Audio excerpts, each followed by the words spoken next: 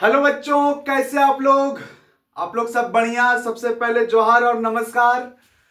तो बच्चों, आप लोगों का तैयारी एकदम रफ्तार में चल रहा होगा और बहुत बच्चे ऐसे हैं जो हमारे कमजोर बच्चे और एवरेज बच्चे हैं, जो ट्रैक पकड़ लिए हैं वो तो दौड़ रहे होंगे साथ में, और जो कमजोर बच्चे और एवरेज बच्चे हैं वो रेंग रहे होंगे। कुछ एक्सप्रेशन हो रहा होगा, कुछ एक्सप्रेशन नहीं हो पा रहा होगा, और एक ही एक्सप्रेशन जिसको आप लिख के प्रैक्टिस कर चुके हैं और उसको बिना देखे लिखने का प्रयास कर रहे हैं वो नहीं हो पा रहा। टेस्ट में जा रहे हैं देने के लिए, टेस्ट लिख रहे हैं, पता चल रहा है कंसीडर लेट पॉइंट फिगर के आगे वो न्यूमेरिकल टर्म आगे बढ़ नहीं पा रहा है, मतलब स्टेप को आप फॉलो नहीं कर पा रहे हैं। तो गाइज, चिंता करने की कोई आवश्यकता नहीं है।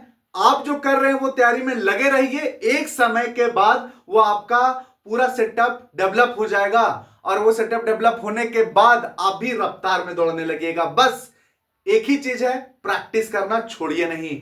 जितना ज्यादा प्रैक्टिस कीजिएगा उतना ज्यादा आपका मार्क्स आने वाला है। ठीक है, मैंने कहीं सुना था कि जो ज्यादा प्रैक्टिस करता है ना बेटा, यानी प्रैक्टिस ऐसा चीज है कि जो टैलेंट को भी मात दे सकता है। ठीक है, तो प्रैक्टिस करने से मतलब जो टैलेंट मतलब टॉपर्स लोग को भी अगर पीछे करना तो प्रैक्टिस करना पड़ेगा बेटा। ठीक है, तो आज का जो हमारा टॉपिक्स है, मतलब आज जो हम लोग पढ़ने वाले हैं, आज तो पहला है बेटा डे 8 है हमारा, और डे 8 में हम लोग पढ़ने वाले करंट इलेक्ट्रिसिटी का 5 मार्क्स का क्वेश्चन। तो इसमें टोटल 4 क्वेश्चंस आते हैं बेटा। ठीक है, और वो 4 क्वेश्चंस में जो पहला क्वेश्चन है वो हमारा ओम्स लॉ और उसको ड्राइव करना। ओके, तो पहला क्वेश्चन ओम्स लॉ है। तो बेटा ओम्स लॉ क्या होता है? क्या होता है ओम्स लॉ?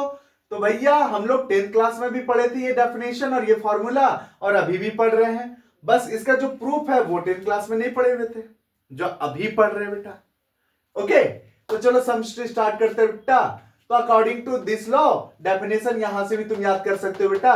एक बार हम पहले पढ़ के समझा देते हैं। The electric current in a conductor is directly proportional to the corresponding potential difference if length, area of cross section and temperature भी कांस्टेंट। का मतलब हो गया बेटा कि अगर इलेक्ट्रिक करंट जो कंडक्टर में बह रहा है वो डायरेक्टली प्रोपोर्शनल होगा कोरस्पॉन्डिंग पोटेंशियल डिफरेंस का।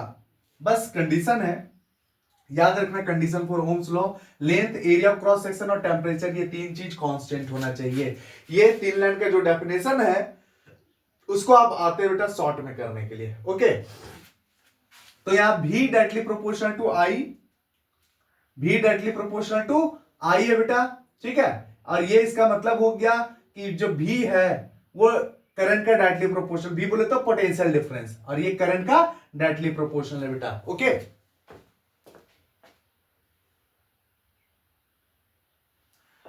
हाँ बेटा, तो पोटेंशियल डिफरेंस करंट का डायरेक्टली प्रोपोर्शनल का मतलब तुम यहां से भी डेफिनेशन इस तरह से बना के लिख सकते हो बेटा। According to this law, electric potential difference directly proportional to electric current, ये भी लिख सकते हो।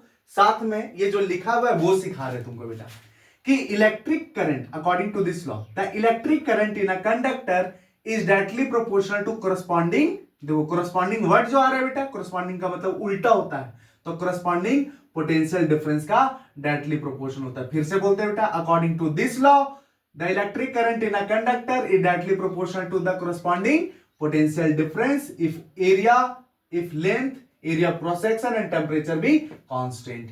ये एक लाइन याद रखो बेटा, ये ऑटोमेटिक याद हो जाएगा। हो तो गया यार, अभी तो समझा।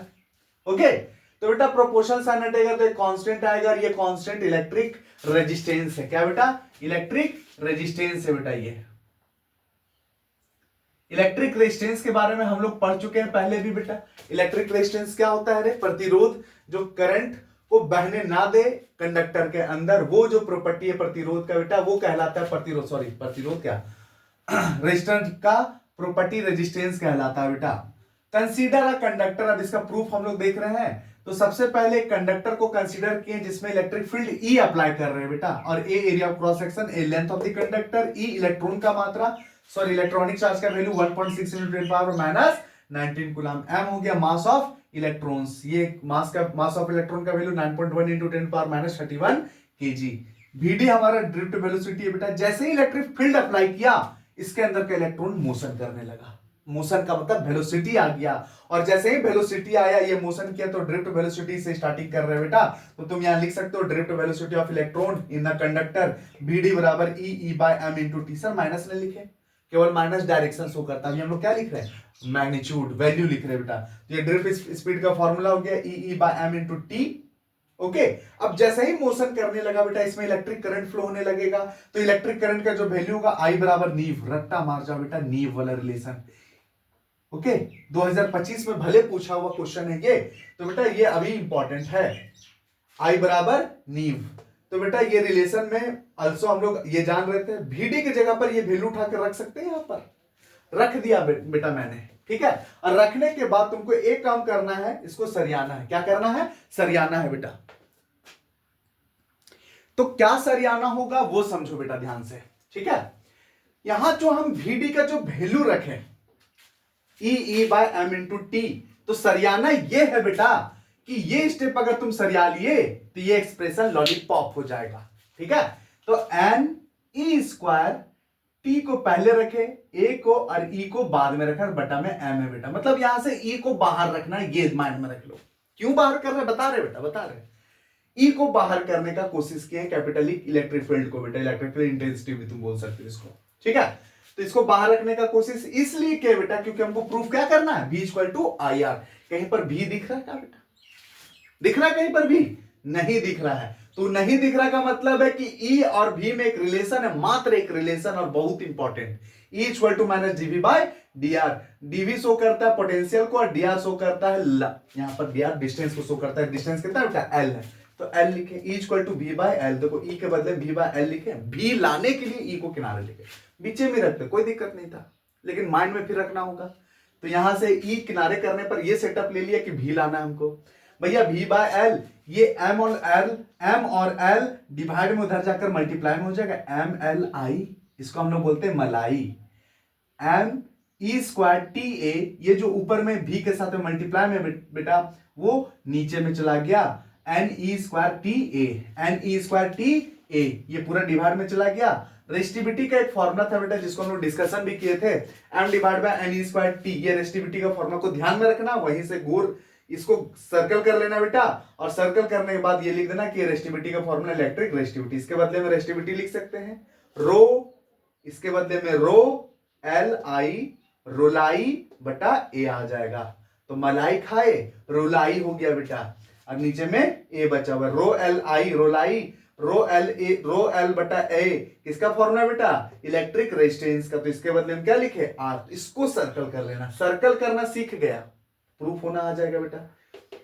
इसके बदले में आर लिखे, v equal to R I, यहां से v directly proportional to I कह सकते हैं। अगर आर कांस्टेंट रहे तो क्या हमारा यही ओम्स लॉ है बेटा, अरे जल्दी बोलो यही ओम्स लॉ है बेटा। ये सर्कल कर लेना अगर एक्सप्रेशन लिख रहा है, ये सर्कल कर लेना अगर एक्सप्रेशन लिखा है तो। ओके, तो ये हमारा एक्सप्रेशन है 5 नंबर में, ओम्स लॉ, और उसका डेरिवेशन पूछता है एग्जाम में बेटा। अभी बहुत दिन से पूछा नहीं है, तैयार हो जाए इसके लिए। अगर आ गया तो लॉलीपॉप होगा, जल्दी से इसको छाप लो बेटा। तो बेटा उसको लिख लिए जल्दी से। अब आते हैं हम लोग सेकंड क्वेश्चन में बेटा, और ये हमारा 2024 का आया हुआ क्वेश्चन है, 2024 का आया हुआ क्वेश्चन है। तो अब इंपॉर्टेंट हो सकता है बेटा हमारे एग्जाम के लिए, काफी ज्यादा इंपॉर्टेंट हो सकता है। तो व्हीटस्टोन ब्रिज या balance condition of Wheatstone bridge, तो ये बड़ा सा फॉर्मेट में लिखा हो रहता है बेटा। अगर व्हीटस्टोन ब्रिज लिखा हो रहा तो मारना यही एक्सप्रेशन को। ओके, तो बेटा व्हीटस्टोन ब्रिज में सिर्फ तुमको एक फिगर याद रखना, और वो फिगर से तुम कंस्ट्रक्शन वगैरह आसानी से लिख सकते हो। और वो फिगर ये पतंग का फिगर बेटा, पतंग का फिगर। तो पतंग का फिगर अच्छा से बना लेते हैं। इधर है बेटा P, इधर है Q, इधर है R, और इधर है S। यहां का नेमिंग कर देते हैं A B C D। समझो बेटा ध्यान से ये सेटअप। उसके बाद एक A और C के बीच में एक सेल लगाए हुए हैं, एक स्विच के साथ में। स्विच का नाम दिए हुए K1। फिर एक गैल्वेनोमीटर लगाए हुए बेटा एक स्विच के साथ, और ये स्विच का नाम है K2, B और D के बीच में, ठीक है। तो बेटा इसमें क्या है, ये एक एक्सपेरिमेंटल सेटअप है बेटा, एक्सपेरिमेंटल सेटअप है। ये PQRS 4 रेजिस्टेंस का, जिसमें से बताते हैं बेटा। इसमें होता है इट कंसिस्ट 4 रेजिस्टेंस। कितना रेजिस्टेंस होता है बेटा? 4 रेजिस्टेंस होता है, PQRS, PQR and S, where P and Q resistance represents P and Q resistance are known resistance। बेटा कौन सा रेजिस्टेंस? नॉन रेजिस्टेंस का मतलब जिसका वैल्यू हम लोग को पता है। ओके ठीक है भैया, पता है। Resistance R is variable. Resistance R क्या है बेटा? वेरिएबल है। And resistance S is unknown. Resistance S is unknown. अब समझो बेटा, एक लाइन तुम पहले भी लिख सकते हो। व्हीटस्टोन ब्रिज हमारा एक्सपेरिमेंटल सेटअप है। It is an experimental setup. It is an experimental setup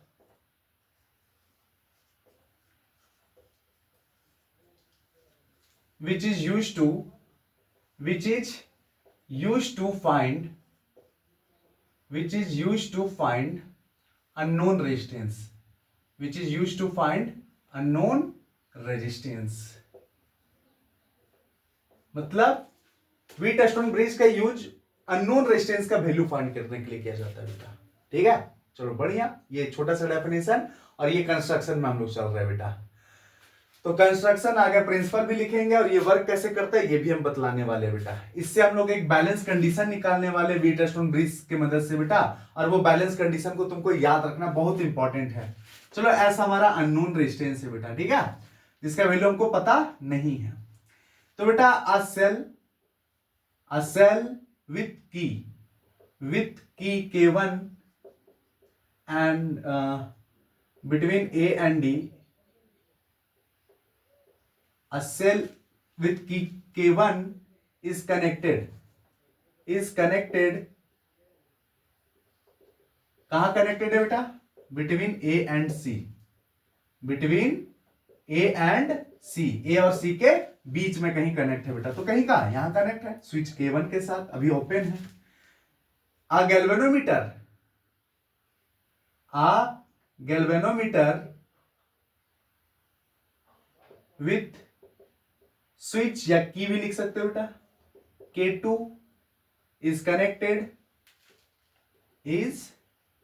connected between B and D। Okay, ये हमारा कंस्ट्रक्शन हो गया बेटा। दोनों स्विच अभी ओपन है। जैसे ही स्विच को क्लोज करेंगे बेटा, जैसे ही स्विच को क्लोज करने के बाद इलेक्ट्रिक करंट बहने लगेगा, और ये इलेक्ट्रिक करंट जैसे निकला इस बैटरी से बेटा, ये करंट दो पार्ट में बटेगा, एक I1 एक I2। अब ये बेटा दो करंट दो पार्ट में बटेगा, ये करंट I1 और I2 करंट जैसे आगे जाएगा बेटा, देखेगा कि फिर से दो रास्ता में बटना। और गैल्वेनोमीटर एक के बात बोलता है कि मेरे से कोई करंट दूसरा पास नहीं हो सकता, मेरे से करंट फिक्स है, और वो करंट का नाम है IG। तो IG इस गैल्वेनोमीटर से पास होने वाला करंट है बेटा। बस में आ रहा है? यहां किनारे में लिख सकते हो कि वेयर IG करंट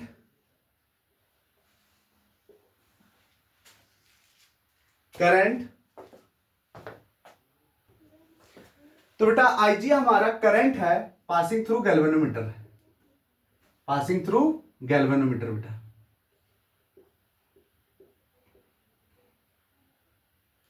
ठीक है, गैल्वेनोमीटर से पास होने वाला करंट IG है, और G हमारा रेजिस्टेंस है गैल्वेनोमीटर का, रेजिस्टेंस ऑफ गैल्वेनोमीटर। समझो बेटा ध्यान से, ये सब छोटा छोटा वर्ड है, लिख दोगे एग्जामिनर खुश हो जाएगा, पूरा खुश हो जाएगा बेटा। ठीक है, अब यहां पर स्विच लगा दिए, करंट बह रहा है, इसके तरफ पास होने वाला जो करंट है वो IG है बेटा। तो I2 से कुछ करंट निकल गया, बचा हुआ करंट इधर से बहेगा I2 minus IG। 10 ampere current है बेटा, 3 एंपियर इधर बह गया, तो इधर कितना एंपियर बहेगा भैया? 7 एंपियर। तो 10 माइनस 3 किया। उसी तरह से I2 करंट इधर था बेटा, इससे पास हुआ IG करंट, बचा हुआ करंट I2 माइनस IG पास होगा, हाँ या ना बोलो। यही चीज है बेटा, सेम टू सेम।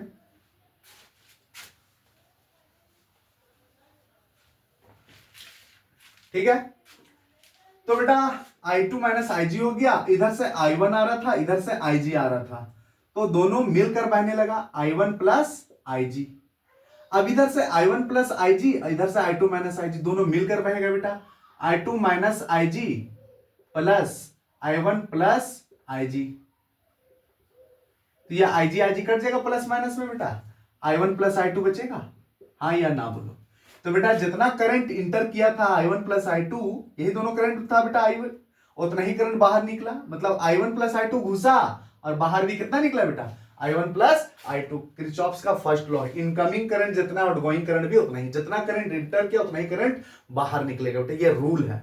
ओके, तो चलो करंट डिस्ट्रीब्यूशन हो गया, अब हम लोग अप्लाई करते हैं किरचॉफ्स लॉ। हम लोग हमेशा चलेंगे क्लॉकवाइज बेटा, तो अप्लाई करते हैं किरचॉफ्स लॉ और उसी से हमारा आंसर आएगा। किरचॉफ सेकंड लॉ लगाना है बेटा, एग्जाम में जब क्वेश्चन आया था तो किरचॉफ सेकंड लॉ को डिफाइन पहले करने बोला था, उसके बाद ये प्रूफ करने बोला था बैलेंस कंडीशन, ठीक है। तो apply Kirchhoff second law in loop, loop का नाम बताओ बेटा ABDA। तो ये जो लूप का नाम है ये हमारा चलने का दिशा है बेटा। किरचॉफ सेकंड लॉ समझना, किरचॉफ सेकंड लॉ का अगर तुम क्लास नहीं किया बेटा तो कर लो, पिछला लेक्चर है डे 7 का, खतरनाक तरीके से हम बताए हैं किरचॉफ सेकंड लॉ बेटा, ठीक है। तो उसके बाद किरचॉफ सेकंड लॉ अगर तुम सीख चुका तो यहाँ अप्लाई करना सीखते हैं बेटा। अप्लाई कर रहे हैं, ए से बी में हम चलना शुरू करें, यहां से ए से बी में मेरा करंट का डायरेक्शन क्या है, सेम है, सेम का मतलब माइनस, माइनस आई आर होगा, आई हो गया करंट I2 और आर हो गया रेजिस्टेंस, रेजिस्टेंस यहां पर P है तो P लिखेंगे। अब बी पर पहुंच गए, अब बी से डी की तरफ जा रहे हैं, मिरर करंट का डायरेक्शन सेम है बेटा, साइन कन्वेंशन आना चाहिए, नहीं आएगा नहीं बनेगा, तो वही डे 7 का पिछला वीडियो देखो और उसके बाद ये तुमको प्रॉपर समझ में आ जाएगा बेटा। मिरर करंट का डायरेक्शन सेम है तो माइनस होगा बेटा आई आर, आई के जगह पर होगा IG और रेजिस्टेंस की जगह पर यहां पर G है। डी पर पहुंच गए, डी से आप कहां जा रहे हो बेटा ए की तरफ, मिरर करंट का डायरेक्शन अपोजिट है तो प्लस होगा आई आर, I1 और रेजिस्टेंस है R, इधर पहुंच गए इक्वल टू 0, इसको इक्वेशन 1 मान लेंगे बेटा। उसी तरह से अप्लाई करेंगे Kirchhoff second law in loop, loop का नाम बताओ बेटा, दूसरा वाला लूप में अप्लाई करना है Kirchhoff second law BCDB, BCDB।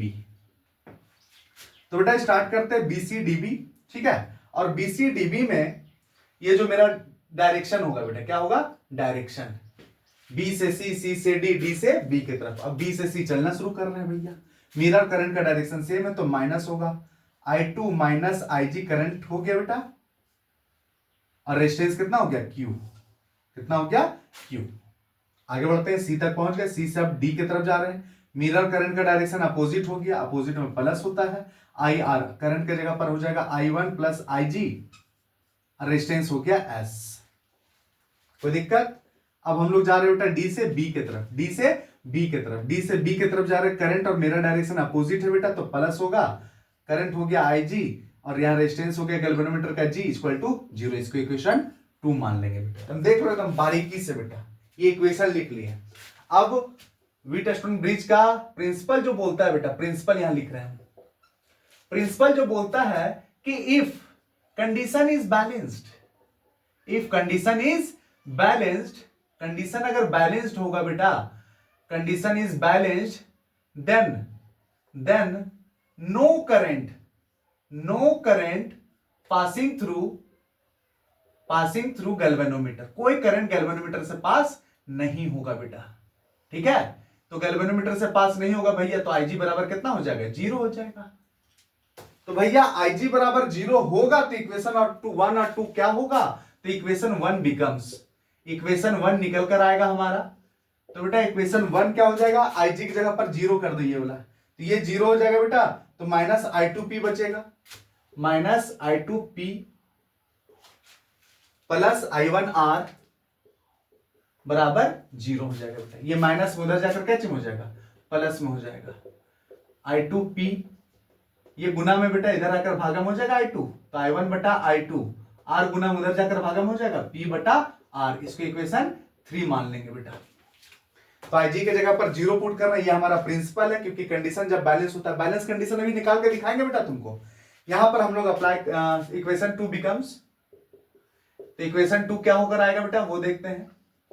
तो इक्वेशन 2 में IG ये 0 हो जाएगा, ये 0 हो जाएगा और ये पूरा 0 हो जाएगा बेटा। यहाँ माइनस I2Q बचेगा,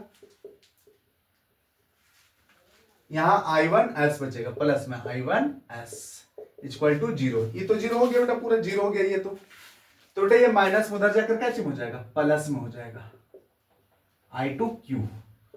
तो I2 मल्टीप्लाई में उधर जाकर डिवाइड में हो जाएगा बेटा, और S मल्टीप्लाई में उधर जाकर डिवाइड में हो जाएगा। ये इक्वेशन 4। इक्वेशन 3 और 4 का देखो तो LHS सेम है, 3 और 4 का LHS सेम है बेटा, तो RHS भी सेम होगा, P by R equal to Q by S लिख सकते हैं। और Q को नीचे लेकर जाओ, R को ऊपर लेकर जाओ, P by Q equal to R by S भी लिख सकते हैं बेटा। ये हमारा this is called balance condition of Wheatstone bridge. तो एग्जाम में जब आता है ना बेटा तो इतना लिखना पड़ता है। और कभी कभी किरचॉफ सेकंड लॉ का डेफिनेशन 2024 में जो पूछा था उसमें किरचॉफ सेकंड लॉ का डेफिनेशन भी था। क्या समझ में आया? आया रे? पहले किरचॉफ लॉ दोनों में लगाना है बेटा, डेफिनेशन लिख लेंगे, आसान है। ये थोड़ा सा कंस्ट्रक्शन कर लेंगे, फिगर आउट, फिगर में 2 लूप में किरचॉफ सेकंड लॉ अप्लाई करना है। प्रिंसिपल कंडीशन बैलेंस होगा, ये है बैलेंस कंडीशन। अगर ये बैलेंस कंडीशन होगा तो बी से कोई करंट पास नहीं होगा। तो इसका जो न्यूमेरिकल है बेटा वो भी काफी अच्छा है। तो वो balance condition P by Q equal to R by S करो, दोनों रेशियो बराबर आ गया तो भाई बीच वाला तुम रेजिस्टेंस को हटा दो, गायब कर दो, उसके बाद इक्विवेलेंट रेजिस्टेंस का वैल्यू फाइंड आउट करो। ठीक है, तो ये हमारा व्हीटस्टोन ब्रिज का क्वेश्चन है और इसका रिजल्ट बेटा अच्छा से लिख लो, अच्छे से रिवीजन कर लो। डे 9 हमारा पोटेंशियोमीटर का सिंगल टॉपिक होगा। ओके, पोटेंशियोमीटर में 2 एप्लीकेशन और दोनों एप्लीकेशन पढ़ेंगे बेटा। मिलते हैं हम लोग नेक्स्ट क्लास में। Okay bye.